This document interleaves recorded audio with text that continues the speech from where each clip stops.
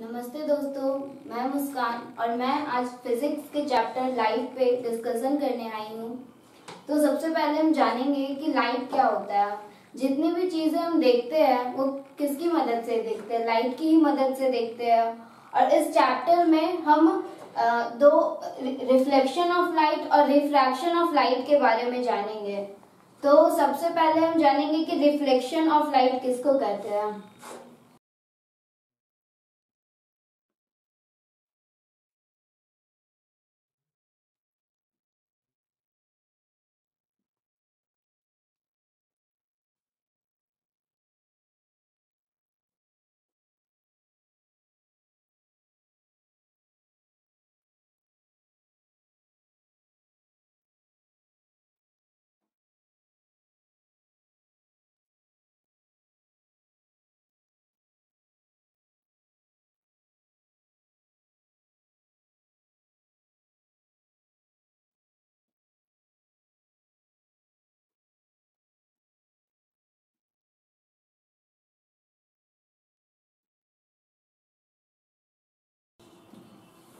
Reflection of light, the process of bouncing back of light to the same medium after striking is called reflection of light.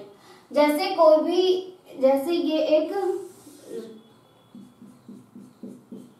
Reflecting surface है, यहाँ से कोई एक light का रे आ रहा है और वो वापस से उसी रास्ते निकल जा रहा है, बाउंड बैक रिटर्न हो जा रहा है। तो इसी प्रोसेस को रिफ्लेक्शन ऑफ लाइट कहते हैं। और ये जो लाइट आ रहा है उसको इंसिडेंट रे से कहते हैं। और ये जो बाउंस बैक हो जा रहा है लाइट, उसको कहते हैं रिफ्लेक्टेड रे।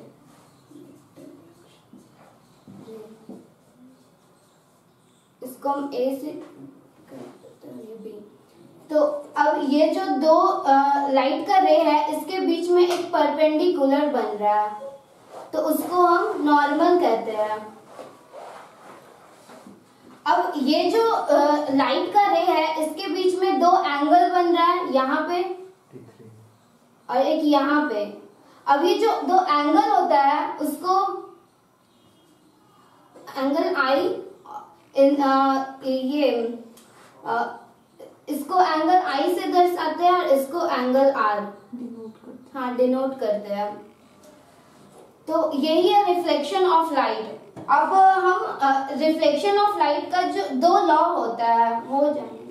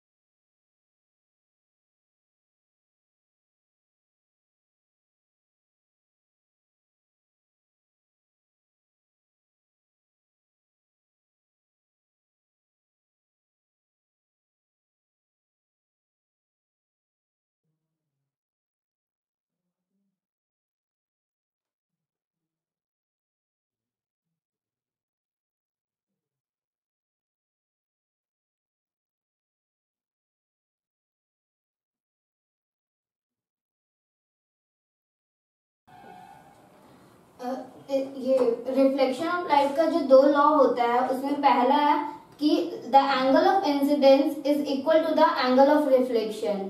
तो ये जो एंगल है, एंगल आई, इसको एंगल ऑफ इंसिडेंस कहते हैं, और ये जो एंगल आर है उसको एंगल ऑफ रिफ्लेक्शन कहते हैं। तो ये दोनों एक इक्वल होता है, पहला लॉ है। तो angle I is equal to angle are.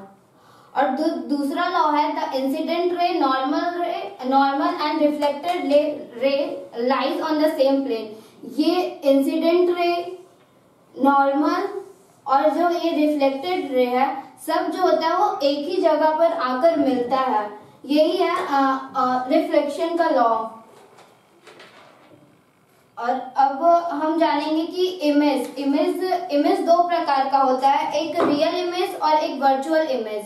Real image जिसको हम डायरेक्ट देखते हैं और वर्चुअल जिसको हम अपीयर करते हैं। जो रियल इमेज होता है वो इन्वर्टेड होता है और जो वर्चुअल इमेज होता है वो इरेक्ट होता है। अब जो ये रिफ्लेक्शन ऑफ लाइट है उसमें हम दो मिरर के बारे में पढ़ेंगे, एक प्लेन मिरर और एक स्फेरिकल मिरर। तो प्लेन मिरर में इमेज इरेक्ट और सेम साइज का बनता है। इरेक्ट मतलब बिल्कुल सीधा। तो जैसे हम प्लेन मिरर में अपने आप को देखते हैं तो वो सीधा होता है, लेकिन वो इन्वर्टेड तो नहीं होता, वो उल्टा नहीं होता है, और वो जो ऑब्जेक्ट के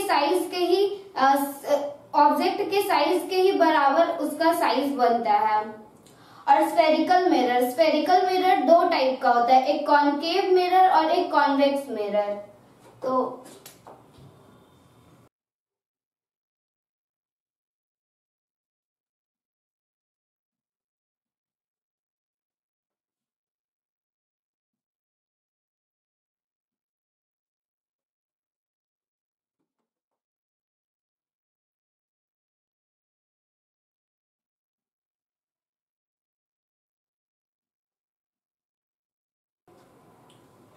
कॉनकेव मिरर किसको कहते हैं, तो उसका डेफिनेशन होता है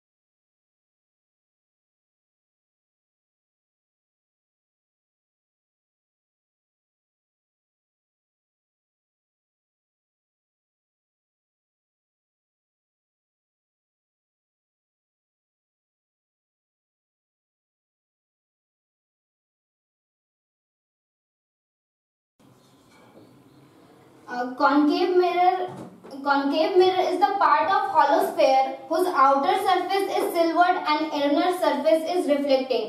concave mirror जैसे ये एक concave mirror है, तो इसका जो ये आउटर सरफेस है वो सिल्वर्ड होता है, और जो ये इनर सरफेस है वो रिफ्लेक्टिंग होता है। इसी में जो जितना भी लाइट होता है इधर ही इनर सरफेस में ही रिफ्लेक्ट होता है।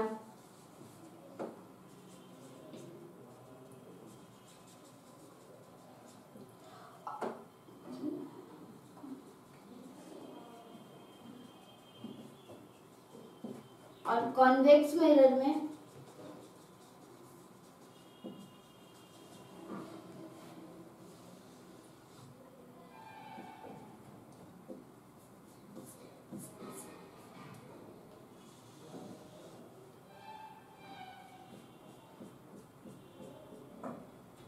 ये कॉन्वेक्स मिरर है, तो इसका जो इनर पार्ट है वो सिल्वर्ड होता है, जस्ट अपोजिट होता है कॉन्केव मिरर का। ये आउटर सरफेस रिफ्लेक्टेड होता है।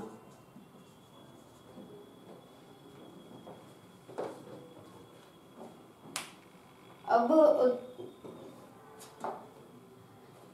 कुछ जब ये स्फेरिकल मिरर में कुछ जो स्फेरिकल मिरर होता है, जैसे ये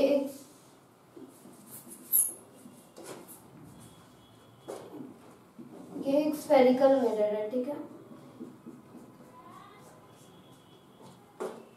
तो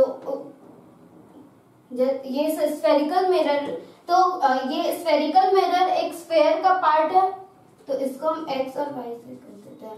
तो ये स्फेरिकल मिरर एक स्फेरिकल का पार्ट है, तो ये जो स्फेरिकल मिरर का जो मिड पॉइंट होता है उसको हम पोल कहते हैं, जिसको पी से डिनोट किया जाता है। और ये तो एक स्फेयर का पार्ट है, तो इस स्फेयर के सेंटर सेंटर ऑफ कर्वेचर कहते हैं, जिसको C से डिनोट किया जाता है। ये दोनों के बीच सेंटर ऑफ कर्वेचर और पोल के बीच का जो डिस्टेंस होता है उसको रेडियस कहते हैं। और अब जैसे ये रेडियस है, तो रेडियस ये दोनों के बीच के सेंटर, ये इसके डिस्टेंस को रेडियस कहते हैं और इसके बीच में जो सेंटर होता है उसको फोकस कहते हैं। तो एक फॉर्मूला था F is equal to R/2। इसको आगे प्रूव करने के लिए न्यूमेरिकल्स के टाइम पे इसका, और ये जो X और Y है इसको, ये जो मिरर है उसको अपर्चर कहते हैं। अब हम एक और चलेंगे।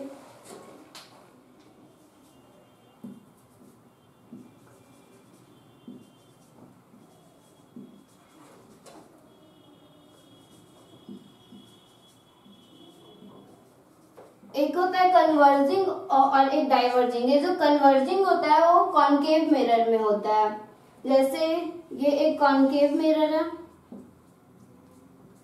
तो ये हो गया प्रिंसिपल एक्सिस, और ये जो पूरा जो सेंटर ऑफ कर्वेचर और पोल के पूरे डिस्टेंस को प्रिंसिपल एक्सिस, मतलब ये पूरा जो होता है वो प्रिंसिपल एक्सिस होता है। तो ये हो गया एक प्रिंसिपल एक्सिस। यहाँ से एक रे पास किया, यहाँ से फिर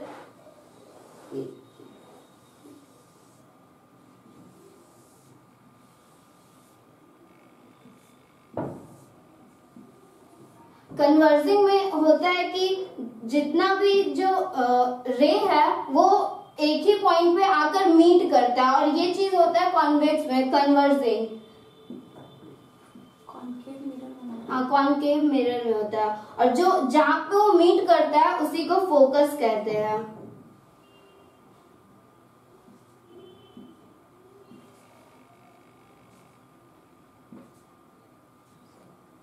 और डाइवर्जिंग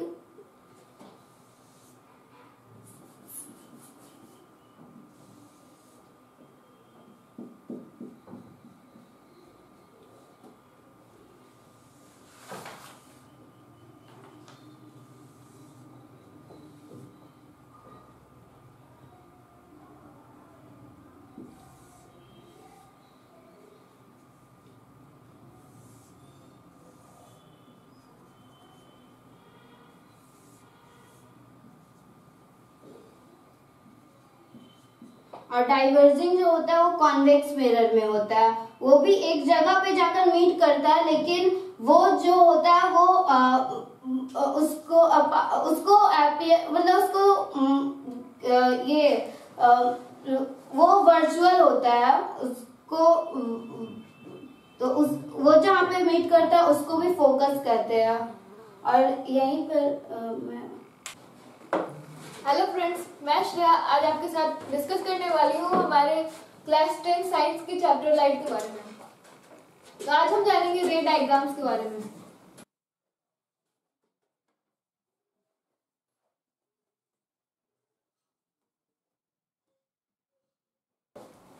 हम जानते हैं कि कोई भी इमेज लाइट के रिफ्लेक्शन के कारण हमें दिखता है, तो लेकिन हम जानेंगे कैसे कि कौन सा रे कहाँ पे आता है, वो कहाँ पे कैसे किस डायरेक्शन में रिफ्लेक्ट होता है, तो वही हम देखेंगे आज। तो हम जानते हैं कि मतलब स्फेरिकल मिरर दो तरह के होते हैं, एक कनकेव मिरर और एक दूसरा कन्वेक्स मिरर।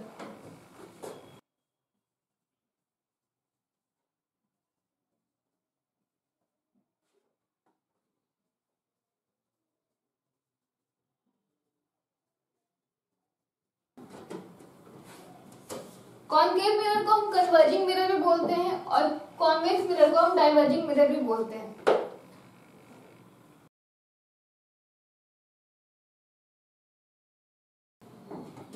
तो ये एक कॉनकेव मिरर है और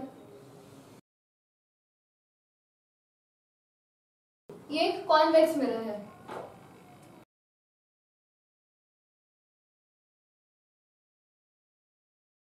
ये हमारा हो गया प्रिंसिपल एक्सिस और ये हमारा हो गया इस पॉइंट पे पोल।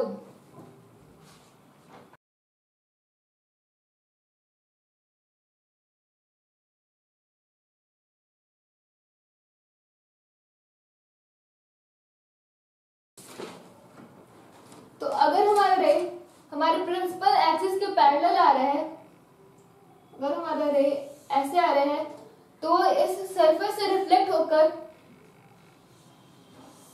प्रिंसिपल फोकस से पास हो जाएगा।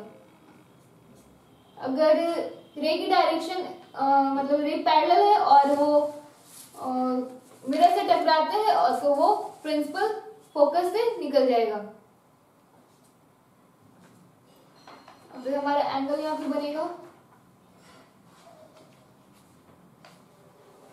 हमें पता है कि angle of incidence angle of reflection के बराबर होता है, तो ये जो एंगल होगा ये दोनों एंगल आपस में इक्वल होंगे।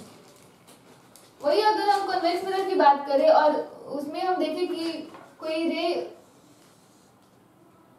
प्रिंसिपल एक्सिस के पैरेलल आ रहा है तो वो रे डाइवर्ज कर जाएगा, लेकिन हमें अपीयर होगा कि वो फोकस से वो पास कर रहे हैं। वो एक्चुअल में फोकस से पास नहीं करेगा, वो डाइवर्ज कर जाएगा। वो इस तरह से इस डायरेक्शन में आया और वो इधर दूसरी डायरेक्शन में निकल जाएगा, लेकिन हमें ऐसा अपीयर होगा कि वो प्रिंसिपल फोकस से पास कर रहा है। ये तो हुआ पहला केस हमारा रे डायग्राम का। दूसरा देखते हैं।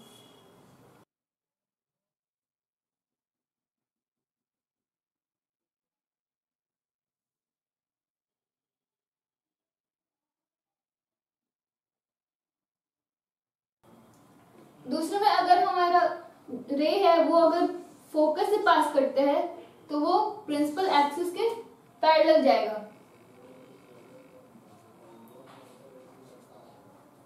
इधर से फोकस से निकलेगा, वो प्रिंसिपल एक्सिस के पैरेलल चला जाएगा।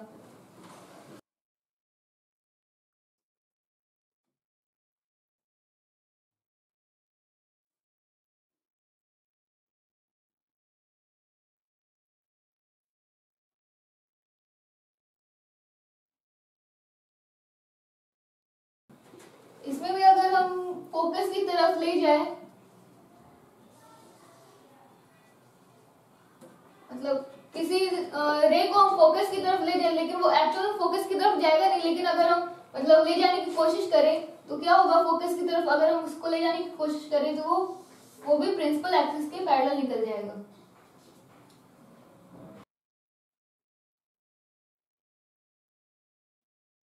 तीसरा केस है हमारा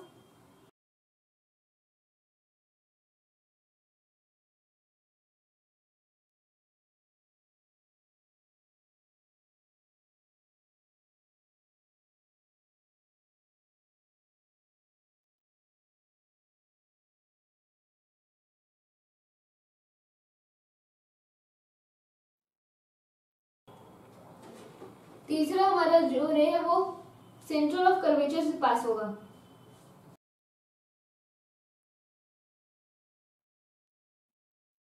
अगर रे जो है वो सेंटर ऑफ कर्वेचर से पास किया जाएगा तो क्या होगा, वो सरफेस से टकराकर वापस उसी पाथ को फॉलो करके मतलब उसी रास्ते से वो निकल जाएगा जिस रास्ते से वो आया। मतलब अगर वो ऐसा आया है तो वो इसी पे वापस पीछे की तरफ चला जाएगा।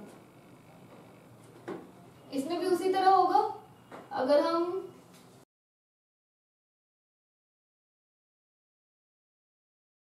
सेंटर ऑफ कर्वेचर की तरफ रे को ले जाए तो वो वापस इसी पाथ को फॉलो करते हुए उसी डायरेक्शन में फिर से वापस चला जाएगा।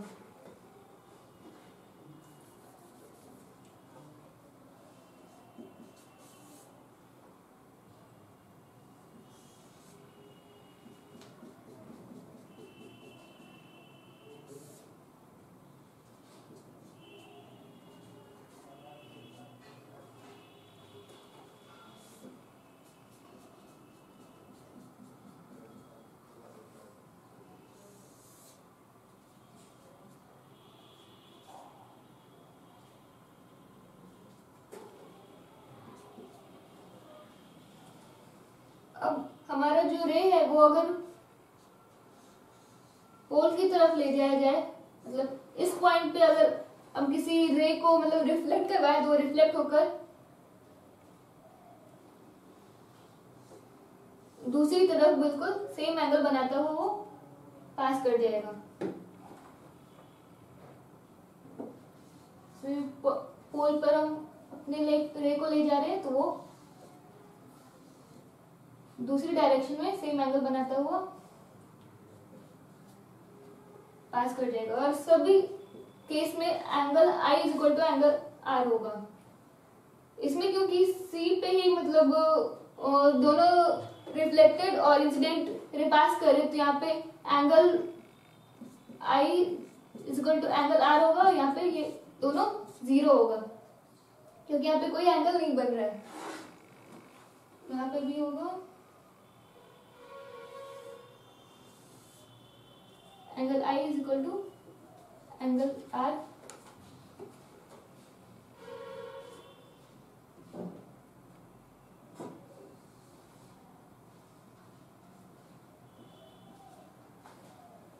मतलब सब जगह angle I is equal to angle R होगी।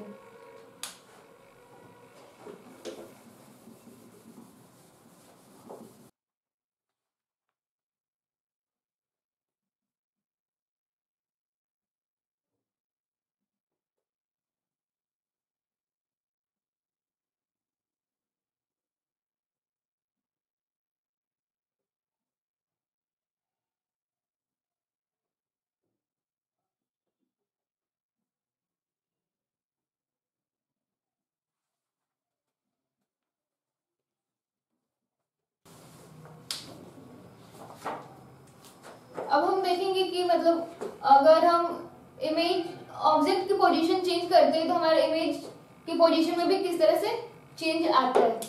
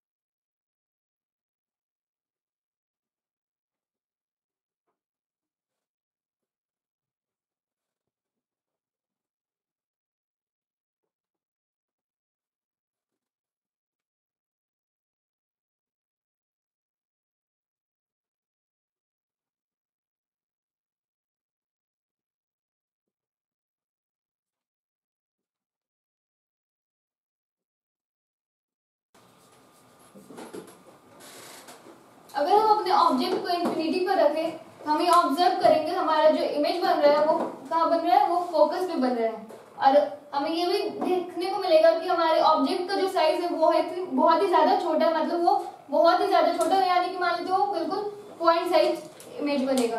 और साथ साथ उस इमेज का नेचर कैसा होगा, वो इमेज रियल होगा और वो उल्टा इन्वर्टेड होगा।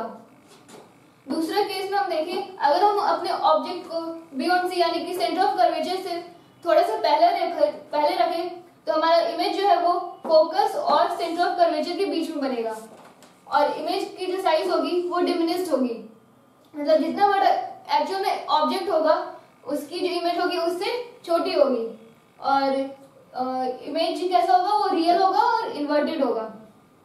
अगर हम अपने ऑब्जेक्ट को सेंटर ऑफ कर्वेचर पे रखें तो इमेज भी जस्ट उसके मतलब उसी पोजीशन पे बनेगा। मतलब मान लेते यहाँ पे हमारा ये हमारा ऑब्जेक्ट है तो इसी के नीचे हमारी इमेज बनेगी और इमेज कैसी होगी, सेम साइज की होगी और वो भी रियल और इन्वर्टेड, मतलब इन्वर्टेड तो होगी। फिर हमारा अगर ऑब्जेक्ट फोकस और सेंटर ऑफ कर्वेचर के बीच में रहा तो इमेज है वो सेंटर ऑफ कर्वेचर के पीछे बनेगी और इमेज का जो साइज होगा वो ऑब्जेक्ट की साइड से ज्यादा बड़ा होगा और हमारा इमेज होगा वो रियल और इन्वर्टेड होगा। अगर हम अपने ऑब्जेक्ट को फोकस पे रखें तो इमेज जो होगी वो इंफिनिटी में बनेगी और वो बहुत ही ज्यादा बड़ी इमेज होगी। मतलब ऑब्जेक्ट की कंपैरिजन में वो इमेज बहुत ही ज्यादा बड़ी होगी और वो रियल और इन्वर्टेड होगी। अगर हम पोल और फोकस के बीच में अपने ऑब्जेक्ट को रखें तो इमेज जो होगी वो मतलब मिरर के पीछे बनेगी और वो इलाज होगी, मतलब ऑब्जेक्ट की साइड से बड़ी होगी। और जैसे कि हम जानते हैं कि मतलब अगर कोई भी इमेज मिरर के पीछे बनती है तो वो रियल नहीं होती है, वो वर्चुअल इमेज होती है और वर्चुअल इमेज हमेशा ही इरेक्ट होती है। Thank you. अब हम मिलेंगे नए टॉपिक के साथ। हेलो फ्रेंड्स, मैं आज आप लोगों को image formation by concave mirror के बारे में बताने वाला हूँ, पर डिस्कस करने वाला हूँ। अभी कुछ देर पहले श्रेया ने बताया कि इंफिनिटी पे ऑब्जेक्ट को रखेंगे तो इमेज फोकस पे बनेगा। ऑब्जेक्ट को अगर सेंटर ऑफ कर्वेचर पे रखेंगे तो इमेज फोकस और सेंटर ऑफ कर्वेचर के बीच में बनेगा। तो इस टेबल को हम पढ़ के उस image formation by concave mirror को जल्दी से रिवाइज कर सकते हैं, पर अगर हमें ये समझना है तो हमें इसका डायग्राम आना चाहिए। डायग्राम बनाने के लिए मतलब हम लोग डायग्राम बनाएंगे तो हम लोग को ज्यादा अच्छा से क्लियर होगा कि कहाँ पे इमेज रखेंगे तो कहाँ पे क्या बनेगा। हम लोग को इसको याद नहीं करना पड़ेगा, हम लोग इसको समझ जाएंगे।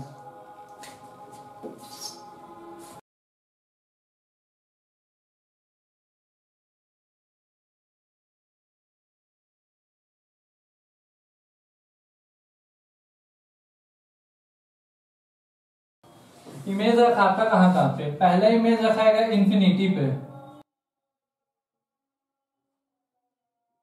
उसके बाद दूसरा इमेज रखाता है सेंटर ऑफ कर्वेचर के पीछे, third image centre of curvature में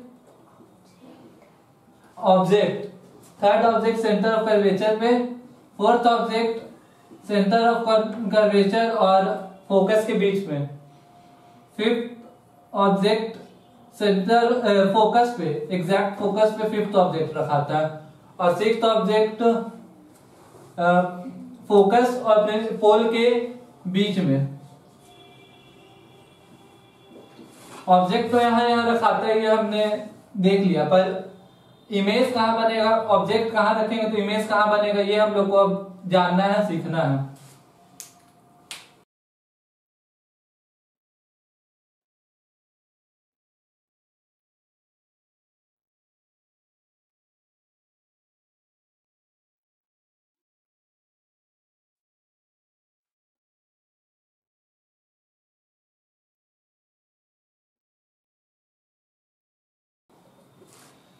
तो पहले केस में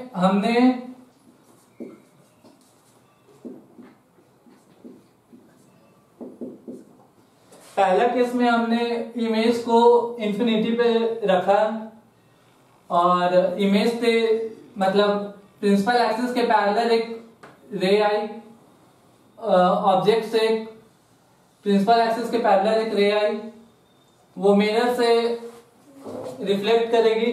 रिफ्लेक्ट करने के बाद रूल 1 के अनुसार वो फोकस पे होकर गुजरेगी और एक और प्रिंसिपल एक्सिस पे पैरेलल रे आई, वो भी रिफ्लेक्ट करेगी मिरर से और फोकस पे गुजरेगी और इमेज वहां बनता है जहां पे दो रे मिलते हैं। मतलब वहां नहीं बनता जहां पे दो रे मिलते हैं, उस जगह पे बनता है जहां पे दो रिफ्लेक्टेड रे मिलते हैं। तो ये इंसिडेंट रे है, ये भी इंसिडेंट रे है, ये रिफ्लेक्टेड रे है, ये रिफ्लेक्टेड रे है। तो यहाँ ये जगह इस पॉइंट पे दो रिफ्लेक्टेड रे मीट किए हैं, तो हमारा इमेज यहाँ पे बनेगा। और इमेज का साइज हम लोग मतलब इमेज है इतना बड़ा पर इंफिनिटी पे है,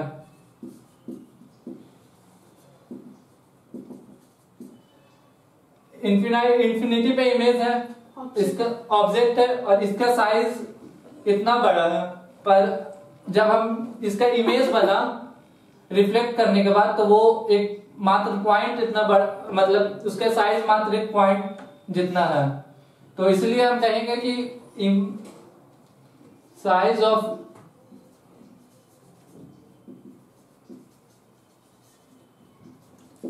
इज हाईली डिमिनिश्ड। इमेज का साइज मतलब बहुत ही छोटा है, और इमेज हमारा मिरर के इस साइड बना है, इसलिए इमेज रियल है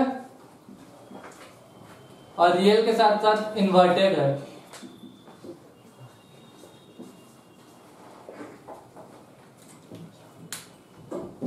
अब केस 2 की तरफ हम चलते हैं।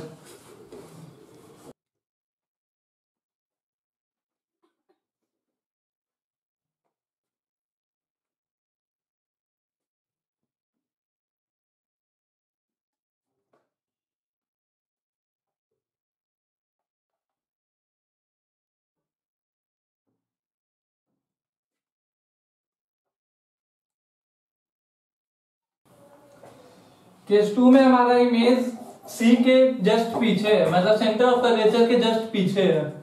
तो यहां पे हम अपना इमेज रख लेते हैं, ऑब्जेक्ट रख लेते हैं,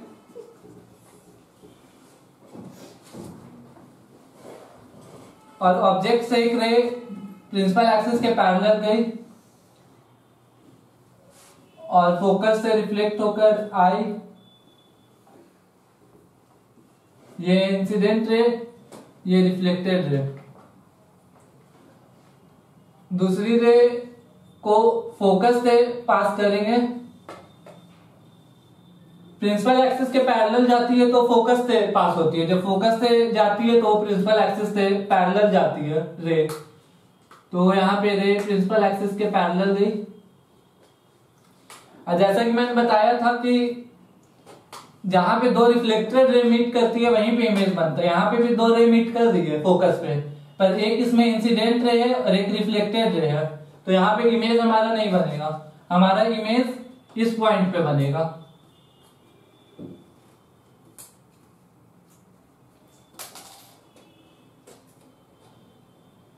तो इमेज की ऑब्जेक्ट की साइज इतनी थी और इमेज की साइज इतनी है, मतलब ऑब्जेक्ट से थोड़ी छोटी है, इसलिए ऑब्जेक्ट की साइज से थोड़ी छोटी है, तो image is smaller than object, हम ऐसा लिख सकते हैं।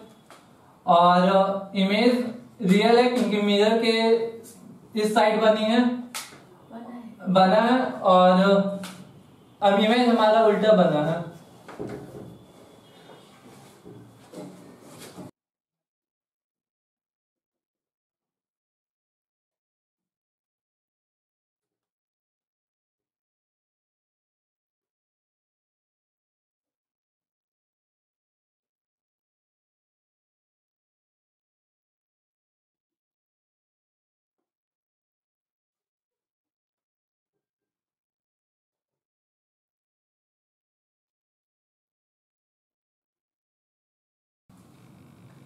तीसरे केस में ऑब्जेक्ट को सेंटर ऑफ कर्वेचर पे रखेंगे,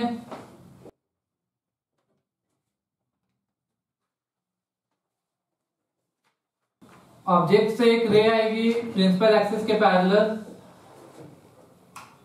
वो फोकस से जाएगा,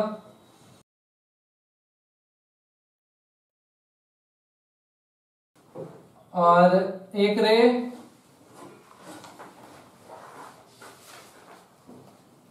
फोकस से लेंगे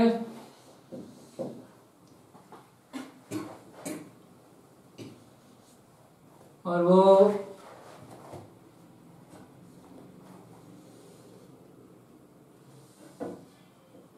सेंटर यहाँ इस पॉइंट पे मीट करेगी, फोकस से आएगी, प्रिंसिपल एक्सिस से पैरेलल जाएगा, और इमेज हमारा एट सी बनेगा, मतलब इमेज भी सी पे बनेगा, और image same size of object बनेगा, इमेज रियल होगा और इन्वर्टेड होगा।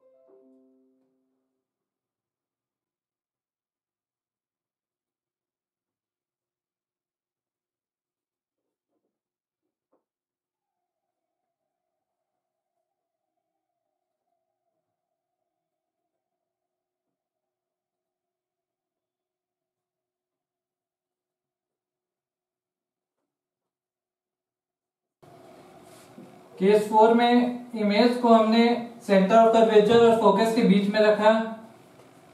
तो इमेज ऑब्जेक्ट को हम लोगों ने सेंटर ऑफ कर्वेचर और फोकस के बीच में रखा। ऑब्जेक्ट से एक रे पैरेलल जाएगी प्रिंसिपल एक्सिस से, वो फोकस से निकलेगी, और एक रे को फोकस से मतलब एक रे ऑब्जेक्ट से एक रे फोकस से गुजरेगी तो प्रिंसिपल एक्सिस के पैरेलल निकलेगी।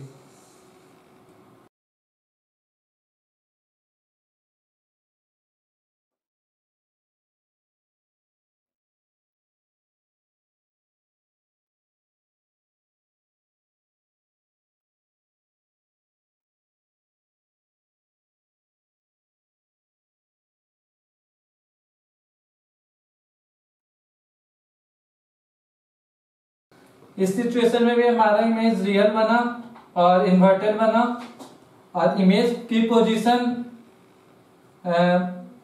मतलब सी के पीछे बियॉन्ड सी है, और इमेज रियल एंड इन्वर्टेड है।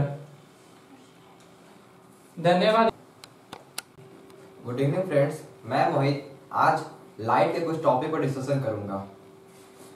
जैसा कि मेरे पिछले मित्र हर्ष ने कॉनकेव मिरर द्वारा बनाए गए कुछ इमेज को रे डायग्राम की मदद से उस सिचुएशन को बताया था, मैं उसी को कंटिन्यू करते हुए आगे बढ़ता हूं।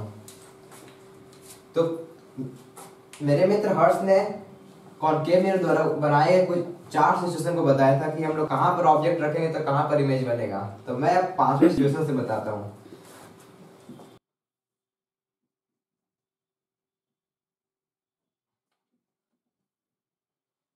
पांचवा सिचुएशन है, अगर फोकस पे ऑब्जेक्ट रखा जाएगा तो कहां पर इमेज बनेगा।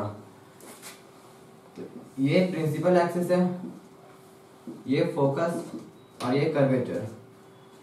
ये इमेज ऑब्जेक्ट है जो फोकस पे रखा हुआ है, ए और बी ऑब्जेक्ट है। तो हम लोग एक रे को ऑब्जेक्ट के पैरेलल पास करते हैं प्रिंसिपल एक्सिस के पैरेलल से, तो फोकस से ये गुजरेगा ये,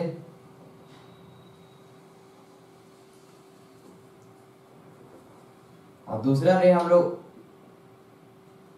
पोल के पास से पास करते।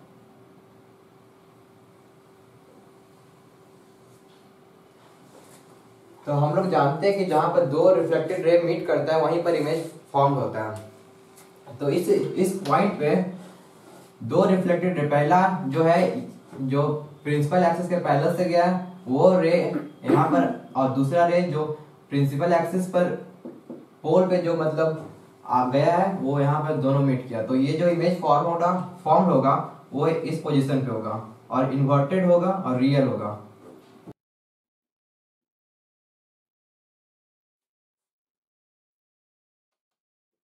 तो छठा केस है, अगर ऑब्जेक्ट प्रिंसिपल और फोकस के बीच में रहेगा तो अब हम लोग छठा सिचुएशन के बारे में जानेंगे। जब ऑब्जेक्ट प्रिंसिपल और फोकस के बीच में रखा रहेगा तो ये हमारा रहा एक कॉनकेव मिरर,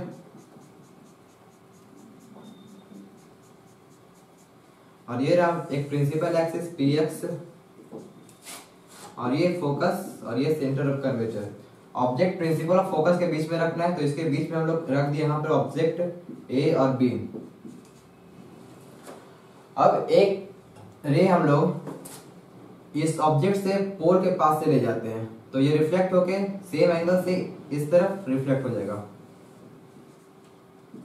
अब दूसरा रे हम लोग सेंटर ऑफ कर्वेचर से लेके जाते हैं जो कि ऑब्जेक्ट को टच करते हुए जाएगा।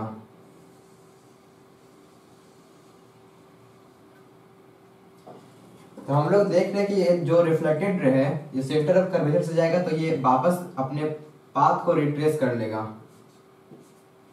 तो हम लोग देख रहे हैं कि ये जो रिफ्लेक्टेड रे कहीं पर भी कांटेक्ट में नहीं आ रहा है, तो इसको हम लोग मिरर के उस तरफ वर्चुअल के रूप में देखते हैं कि कहीं पर वो ऐसा अपीयर हो रहा है कि कहीं पर वो कांटेक्ट में आ रहा है।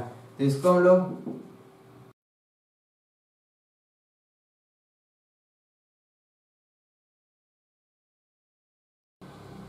जब इसको हम लोग आगे लेके गए इस रिफ्लेक्टेड रे को तो हम लोग को ऐसा अपीयर होगा कि मतलब जो यहाँ इस पॉइंट पे आके दोनों रिफ्लेक्टेड रे मीट कर जाएगा। तो इस पॉइंट पे ही हम लोग का इमेज बन जाएगा, और जो इमेज होगा वो वर्चुअल होगा क्योंकि ये इमेज रियल में नहीं बन रहा है, और इरेक्ट होगा क्योंकि जितना वर्चुअल इमेज होता है वो सब इरेक्ट ही होता है। तो ये हम लोग का वर्चुअल और इरेक्ट इमेज होगा, और क्योंकि ये ऑब्जेक्ट से बड़ा है इसीलिए ये हाईली मैग्नीफाइड होगा।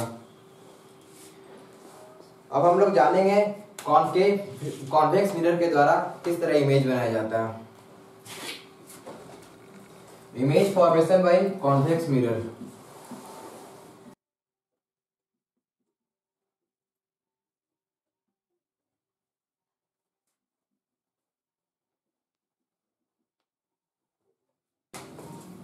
हम लोग ये देख चुके हैं कि कॉन्केव मिरर में अलग अलग पोजीशन पर ऑब्जेक्ट रखने पर अलग अलग तरह के इमेज बनते हैं। कहीं पर इमेज बहुत छोटा बनता है तो कहीं पर बहुत बड़ा बनता है, कहीं पर सेम साइज का बनता है, और सबका नेचर भी अलग होता है। हालांकि सिर्फ कॉन्केव मिरर में सिर्फ ऐसा एक ही प्लेस था जहां पर ऑब्जेक्ट को रखते तो वर्चुअल इमेज बनता और इरेक्ट बनता, लेकिन कॉन्वेक्स मिरर में हम लोग किसी भी पोजीशन पे इमेज को ऑब्जेक्ट को रखेंगे तो हमेशा वर्चुअल और इरेक्ट इमेज ही बनेगा। तो अब हम लोग इसको रे डायग्राम की मदद से समझते हैं। ये रहा हम लोग convex mirror,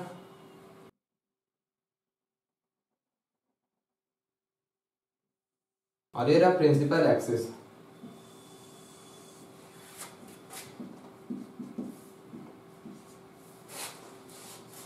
focus of centre of curvature इस तरफ होगा क्योंकि ये जो कॉन्वेक्स मिरर है वो इस तरफ सर्कल बनाएगा, तो फोकस और सेंटर ऑफ कर्वेचर इस तरफ होगा इसके।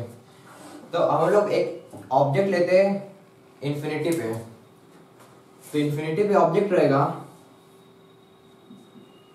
तो एक प्रिंसिपल एक्सिस के पैरेलल में एक लाइट रे जाएगा जो कि यहां से डाइवर्ट हो जाएगा, लेकिन ऐसा अपीयर होगा कि यहां पर ये जाके फोकस पे मीट कर रहा है। फिर एक और रे प्रिंसिपल एक्सिस के पैरेलल जाएगा जो कि वो भी डाइवर्ट हो जाएगा, लेकिन ये भी अब ऐसा अपीयर होगा कि ये फोकस पे जाके मीट करेगा। तो इमेज जो बनेगा वो फोकस पर बहुत ही छोटा बनेगा, इतना छोटा कि मतलब दिख नहीं पाएगा, सिर्फ एक डॉट भर के साइज का।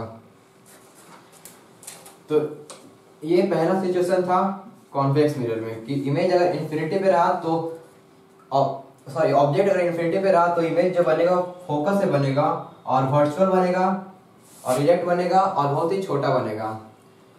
और दूसरा सिचुएशन है अगर ऑब्जेक्ट इन्फिनिटी और पोल के बीच में रहा, तो मतलब इन्फिनिटी के अलावा कहीं भी रहा, उसके नियरर, पोल के नियरर। ये कॉन्वेक्स मिरर है।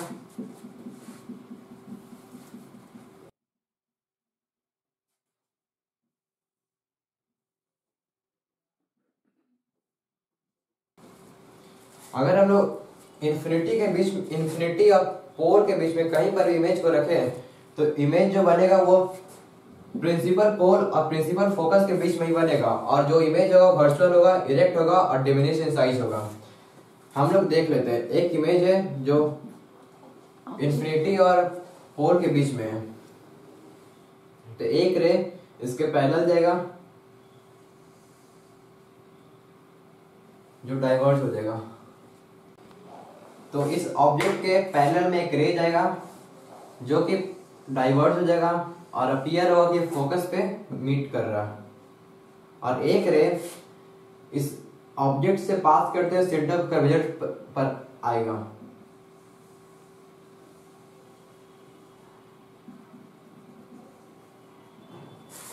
तो जो सेंटर ऑफ कर्वेचर पर अगर रे जाएगा तो ये अपने पाथ को रिट्रेस कर लेगा, तो यही इसका मतलब रिफ्लेक्ट भी इसी पाथ से होगा। तो रिफ्लेक्टेड रे जो है दोनों रे का वो इस पॉइंट पे मीट कर रहा है। तो जो इमेज होगा वो प्रिंसिपल और फोकस के बीच में बनेगा, और इस इमेज से छोटा है तो छोटा बनेगा, मतलब डिमिनिशिंग साइज होगा और वर्चुअल और इरेक्ट होगा। क्योंकि मतलब कॉन्वेक्स मिरर के द्वारा बनाए गए इमेज छोटा है तो उसका जो फील्ड ऑफ व्यू होगा बहुत ही बड़ा होगा, और फील्ड ऑफ व्यू बड़ा होने के कारण जो कॉन्वेक्स मिरर है उसको हम लोग गाड़ी के शीशे के रूप में यूज करते हैं, साइड मिरर के रूप में। ताकि जो ड्राइवर है वो अपने पीछे के सभी गाड़ी को देख ले, और इससे जो इरेक्ट इमेज बनेगा तो गाड़ी भी सीधा दिखेगा और फील्ड ऑफ व्यू भी बड़ा होगा, तो ज्यादातर बहुत बड़ा ट्रैफिक को वो देख सकता है। तो अब हम लोग जानेंगे मिरर फार्मूला क्या होता है।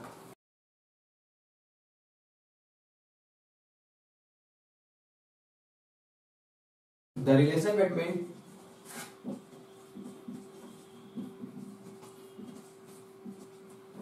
Object distance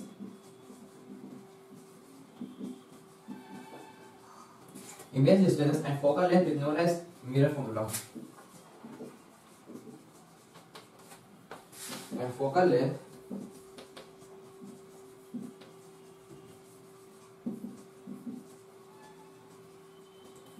is known as mirror formula.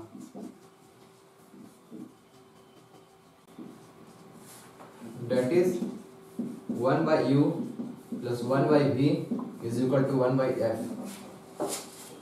तो मिरर फार्मूला उसे कहते हैं ऑब्जेक्ट के डिस्टेंस, इमेज के डिस्टेंस और फोकल लेंथ के रिलेशन को हम लोग मिरर फार्मूला के रूप में जानते हैं।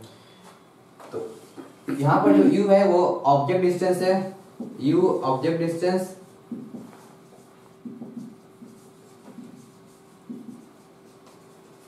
v जो है वो इमेज डिस्टेंस है,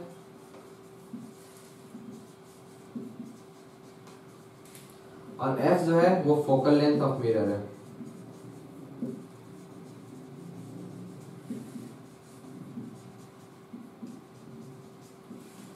ये मिरर फॉर्मूला सभी तरह के मिरर के लिए एप्लीकेबल है, चाहे वो प्लेन मिरर हो, चाहे कॉन्वेक्स हो, या फिर चाहे कॉन्केव हो। अब हम लोग मैग्निफिकेशन के बारे में जानेंगे। मैग्निफिकेशन मतलब नाम से पता चल रहा है कि कितना इमेज मैग्नीफाइड हुआ, उसी के बारे में जानेंगे। Magnification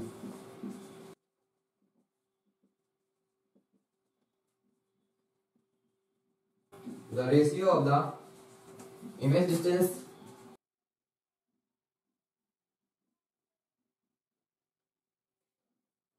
to the object distance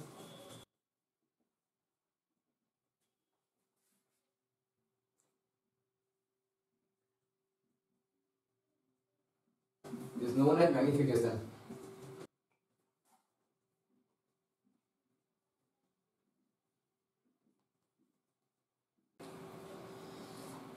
अगर हम लोग इमेज के हाइट को h डैश मान लेते हैं,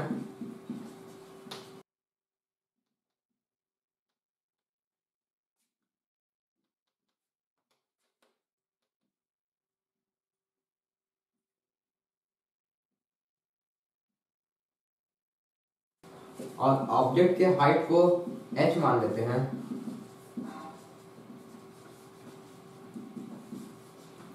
तो हमारा जो मैग्निफिकेशन होगा वो होगा h डैश बाई h। और अगर हम लोग इमेज डिस्टेंस और ऑब्जेक्ट डिस्टेंस के रिलेशन में जानना चाहेंगे मैग्निफिकेशन क्या है, तो वो होता है m is equal to minus v by u, जहाँ v जो है वो है object image distance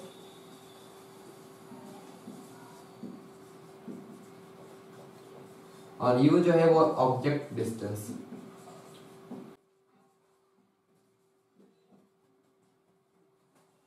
thank you दोस्तों।